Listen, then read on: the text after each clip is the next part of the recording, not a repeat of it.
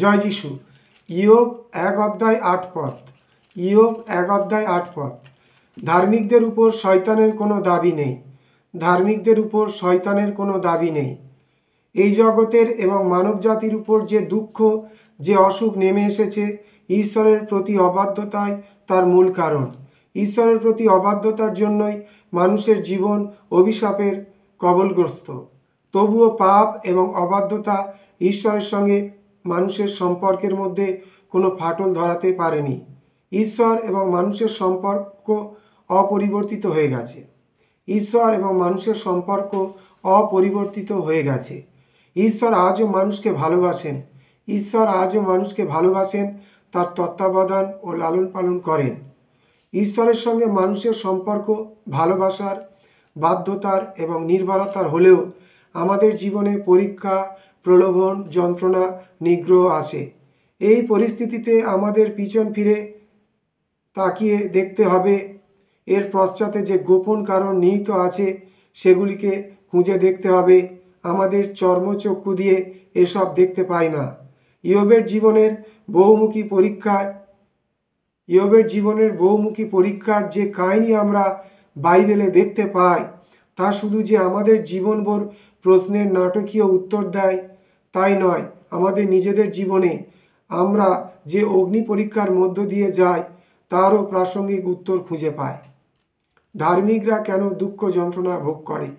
ইয়োব তার প্রকৃষ্ট উদাহরণ। তার জীবন আমাদের কাছে জগতের অন্যতম মহান এক রহস্যকে উদ্ঘাটিত করে। এর মধ্যে আমরা এক সমান্তরাল সত্য খুঁজে পাই। প্রথম ক্ষেত্রে ইয়োব কোনো সাধারণ মানুষ ছিলেন না।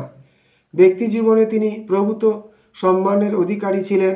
তার ছিল সম্পত্তি, অতুল ধনরত্ন, একটি সুন্দর পরিবার। তিনি ছিলেন এক সফল পুরুষ এবং সবচেয়ে গুরুত্বপূর্ণ হলো তিনি ছিলেন ঈশ্বর ভক্ত। তিনি ঈশ্বরকে ভয় করতেন। ইয়োব তার জীবনের পরিস্থিতির দ্বারা পরীক্ষিত হয়েছিলেন। আপনি এবং আমিও এইভাবেই পরীক্ষিত হই। আমাদের জীবনের পরিস্থিতির মাধ্যমে আমরা সবাই পরীক্ষিত হই। প্রতিটি পরিস্থিতি, প্রত্যেক পারিপার্শ্বিক অবস্থা, প্রত্যেক পরীক্ষার অন্তরালে এক সুনির্দিষ্ট অর্থপূর্ণ কারণ নিহিত আছে। আমাদের জৈবিক অনুভূতির দ্বারা আমরা প্রায় সেই সব কারণ দেখতে বা অনুভব করতে পারি না। মানুষ একই সময়ে একটি জগতে বাস করে না। মানুষ যুগপৎ দুটি জগতের অধিকারী। সে বাস করে পার্থিব, রক্ত মাংস অস্থিময় এক জগতে। এ জগৎ বাস্তব। মানুষ এক আত্মার বা আত্মিক জগতেও বাস করে। এ পার্থিব জগতের চেয়ে এক অর্থে আরও অনেক বেশি বাস্তব। আমাদেরই মতো ইয়োবের জীবনের পারিপার্শ্বিক অবস্থায় এই উভয় জগতেই তার পরীক্ষা হয়েছিল। তিনি বস্তুগত এলাকার পার্থিব দেহে প্রাকৃতিক জগতে পরীক্ষিত হয়েছিলেন। তিনি বস্তুগত এলাকায় পার্থিব দেহে প্রাকৃতিক জগতে পরীক্ষিত হয়েছিলেন, কিন্তু তার সবচেয়ে বড় পরীক্ষা হয়েছিল আত্মিক জগতে তার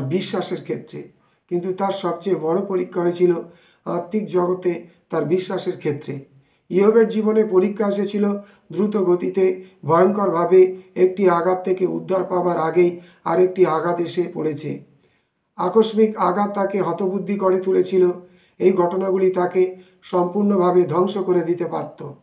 কিন্তু এ সব কিছুর মধ্যেও ইয়োব একটি জিনিস কখনো হারিয়ে ফেলেননি। ঈশ্বরের প্রতি তার আস্থা চিরদিন অবিচল ছিল। ঈশ্বরের প্রতি তার আস্থা চিরদিন অবিচল ছিল। এই সব কিছুতে ইয়োব পাপ করিলেন না এবং ঈশ্বরের প্রতি দোষারোপ করিলেন না। ইয়োব 1:12। ইয়োব জানতেন আমাদের চেনা জানা বা অধিকারের বাইরেও এই জীবনের আরও অনেক কিছুই আছে। ঈশ্বরের উপর তার নির্ভরতা ছিল। জীবনের একটি মুহূর্তে তিনি স্বীকার করেছিলেন, ঈশ্বর আমার প্রত্যক্ষ গোচর নন, আমি তাকে অনুভব করতে পারি না, কিন্তু তা সর্বই ঠিক, কারণ তিনি আমার অবলম্বিত পথ জানেন। তিনি আমার পরীক্ষা করিলে আমি সুবর্ণের ন্যায় উত্তীর্ণ হইব। ইয়োব 23:10। ইয়োব আমাদের জন্য পথ প্রস্তুত করে গেছেন। শয়তান তাকে যে হয়রানি করছিল তার অন্তরালবর্তী কারণ তিনি দেখতে পাননি, কিন্তু ঈশ্বর তার মহা অনুগ্রহে সেই রহস্যের উন্মোচন করেছেন। আমরা দেখতে পাই এই ধার্মিক ব্যক্তির পরীক্ষার পশ্চাতে স্বর্গে কি ঘটনা ঘটেছিল। ইয়োব পার্থিব জগতে সংগ্রাম করে চলেছিলেন, কিন্তু প্রকৃতপক্ষে তার এই সংগ্রাম ছিল আত্মিক। এই দৃশ্যের অন্তরালে আরেকটি দৃশ্য অভিনীত হচ্ছিল।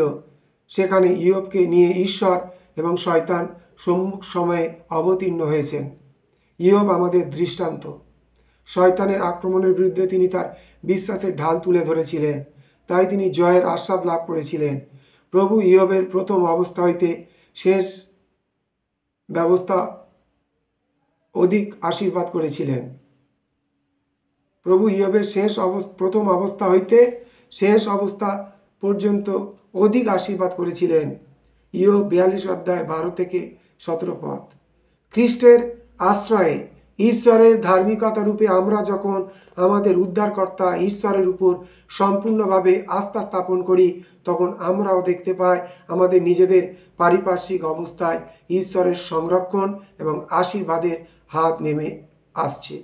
খ্রিস্টের আশ্রয়ে ঈশ্বরের ধার্মিকতা রূপে আমরা যখন আমাদের উদ্ধারকর্তা ঈশ্বরের উপর সম্পূর্ণভাবে আস্থা স্থাপন করি, তখন আমরাও দেখতে পাই আমাদের নিজেদের পারিপার্শ্বিক অবস্থায় ঈশ্বরের সংরক্ষণ এবং আশীর্বাদের হাত নেমে আসছে। জয় যিশু।